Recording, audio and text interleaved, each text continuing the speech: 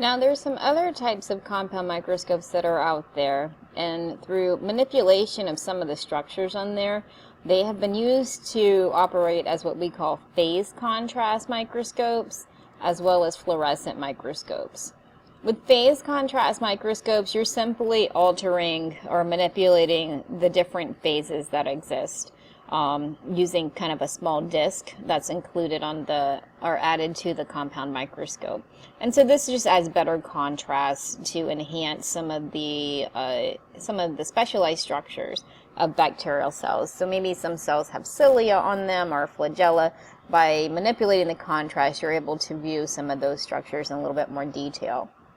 With fluorescence microscopes, these microscopes typically require the specimen to have a specific type of fluorochrome dye added to them, and so when you view the specimens underneath the microscope, they're going to appear a bright green. This image here is another example of what you would see if you were doing a dark field microscopy, looking at a bacterial cell.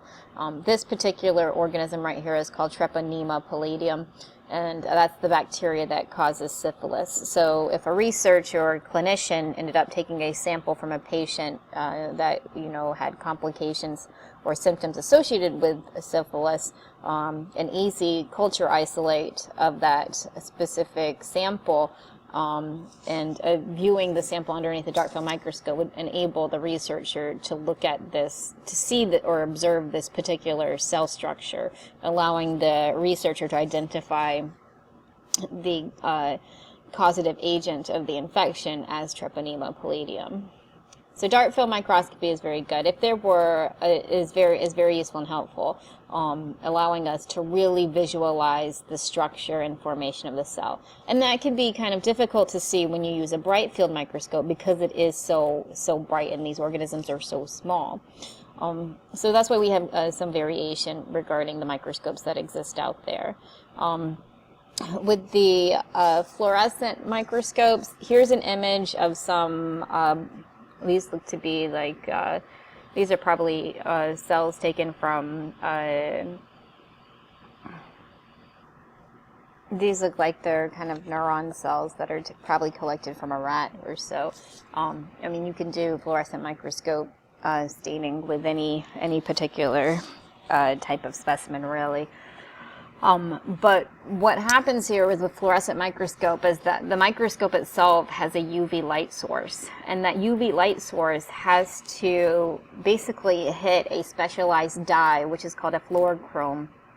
And that dye is either going to be some of this green stain that's been added to the specimen, or this blue. The blue is probably called DAPI. The green is probably called fluorochrome green. Those you don't need to know for your next exam, but just know that there are certain dyes and stains that are added to the sample before we view them underneath the fluorescent microscope. And once those specimens take up those dyes, when we shine UV light on them through the fluorescent microscope, you're able to visualize these kind of structures more individually, allowing researchers to better understand some of the components that exist in terms of making up these attributes of the cells, and allows us to get a very nice visual of what these cells would look like once they aren't stained. If the stain in here was not added, you wouldn't be able to see anything at all.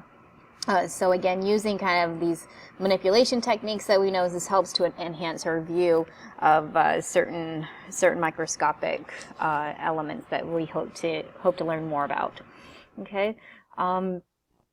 So one note is that when the UV light strikes the dyes and the pigments, the substance will start to emit a wavelength that is longer than that of light. Remember, the light wavelength for us is about 0 to 0.45 micrometers in length.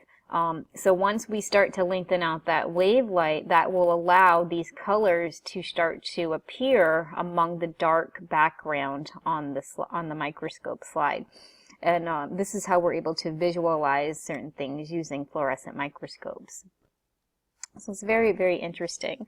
With the phase contrast microscope, as I said before, you use a specialized disc, or specialized structure on the microscope that has been added, and essentially you're basically just manipulating the contrast of the organism. So you can see here how some of these appear very, very clear. Once you start manipulating that little phase contrast lever on the microscope, then that's going to allow some of these specimens to appear a lot darker in contrast because you're providing more contrast. So organisms are more easily seen because the light starts refracting off of these cells, and that's different.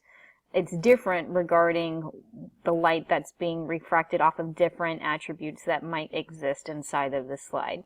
So as the light is being reflected off certain items, it's going to bend in a certain way and compared to other elements, such as like this element right here. And so that's going to determine whether or not you're able to distinctly see some of the bacterial cells a lot more clearly. And what's really nice about the phase contrast microscope is that it's very nice to be used for organisms that are still alive. So we do something in the laboratory that's called a motility test, where you want to check to see if your organisms are motile. Using a phase contrast microscope is very useful for this because it allows you to view the specimens as they are hopefully moving, if that's what you're testing for underneath the microscope. Something like this fluorescent stain, this is going to kill your bacterial specimens, so they're not going to be alive when you view them.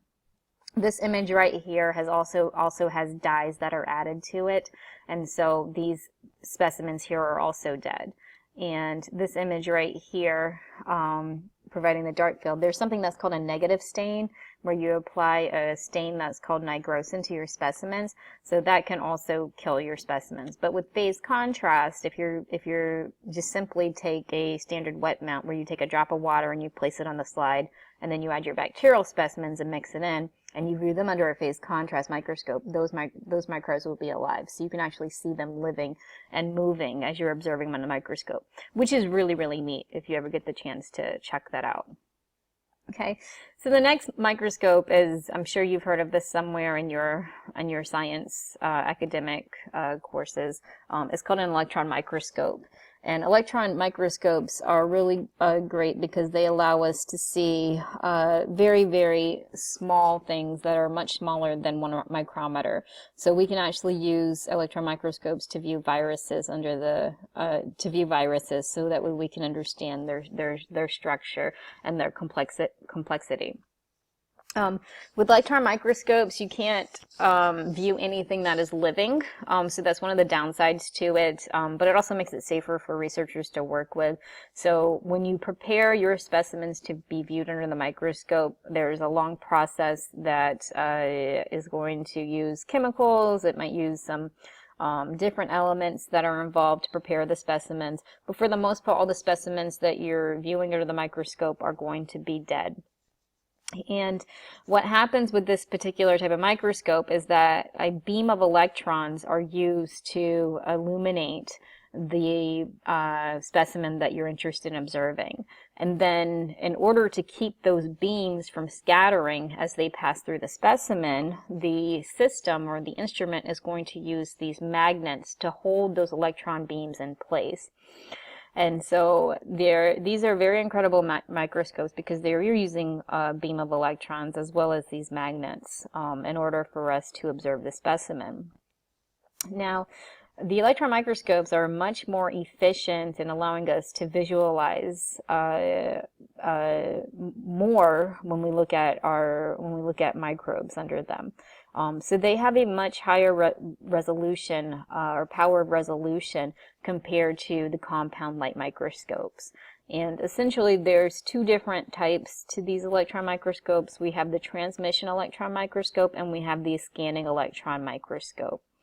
The transition electron microscope relies on the use of a gun to shoot off the beam of electrons. And once it shoots the electrons, those electrons are going to pass through a very, very, very thin specimen, and it's going to take a good. There's a process involved into preparing these specimens. But once a specimen is prepared, it needs to be no greater than 1 micrometer thick to allow those electrons to pass through.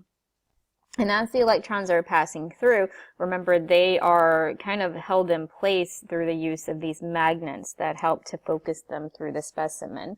And when this happens, the instrument is able to generate an image of the specimen on a phosphor-coated screen. So the magnification of the TEM, which is transmission electron microscope, is going to be about 1,000 times greater than that of the compound microscope. So if you think about the light bright field microscope that we just talked about, remember when we looked at bacteria, we were looking at them on the 100x power, which gives us a total magnification of 1,000 times the max capacity that that particular compound light microscope can use. Well, the transmission electron microscope is going to be 1,000 times greater than that optimal magnification of the compound light microscope. So we're essentially looking at a double magnification greater than what the simple or the light compound bright field microscope was when we were talking about that. And so the resolving power on the TEM is much higher than what it is on the light compound microscope. And what we're seeing here with the transmission electron microscope is that we have a resolving power of 0.2 nanometers. And remember, nanometers are what we use to measure viruses. So with the transmission electron microscope, we're now able to look at the structures of different viruses. So that's just one type of electron microscope. The next microscope that we have is that of the scanning electron microscope. And the scanning electron microscope is an interesting optical instrument that's used. And with this particular instrument, the instrument uses what's called a column. And in the column, the specimen is put at the very bottom of it. Once the specimen is put at the bottom, you'll have a series of electrons that will start to bounce off the surface of the specimen. And then you have these small little probes, or these detectors, which are going to be used to generate an image of the specimen. These are really great. These instruments are really great for looking at the surfaces of a specimen in very great detail. They don't have as good a resolving power as the transmission electron microscopes because their specific resolving power is kind of limited to about 20 nanometers. But they're still great for using to observe kind of finite details of specific structures. And let me see if I can find an image. Here's an image of Staphylococcus aureus, and some really good, like Staphylococcus aureus in general is typically smooth all around because it's coccus in nature. But when you look at this image, what you can see in some of these cells is something like this cleavage furrow, where you have these two cells that are connected, or the cleavage furrow that's located here and here. And those are the kind of things that help us to kind of understand more about what happens when we have bacteria that replicate through the process of binary fission. So those are the things that you would look for when you're using like a scanning electron microscope. For the transmission electron microscope, this has a better resolving power. Remember, with the TEM, we're looking at a resolving power of 0.2 nanometers. But this is also really helpful to allow us to view the reproductive processes of the Staphylococcus aureus. Because here we're looking at binary fission. When you compare it to the scanning electron microscope, you can see cleavage furrow, but you would have to know what that is as a researcher and a scientist. And a cleavage furrow is when you have two cells about to separate. But if we view that Staphylococcus aureus using the transmission electron microscope, we get such high-powered resolution here that you can actually see the dividing cell taking place. You can see the formation of the septum that's causing the formation of two new cells that are going to be hopefully separate soon and become two new individual cells. Which are going to be identical to each other. So it's very neat, I think, just the kind of capabilities that the transmission electron microscope has, as well as the scanning electron microscope, because there's a lot of visualization of items that you don't get to see when you look at these specimens using a simple compound microscope. So it's kind of a very neat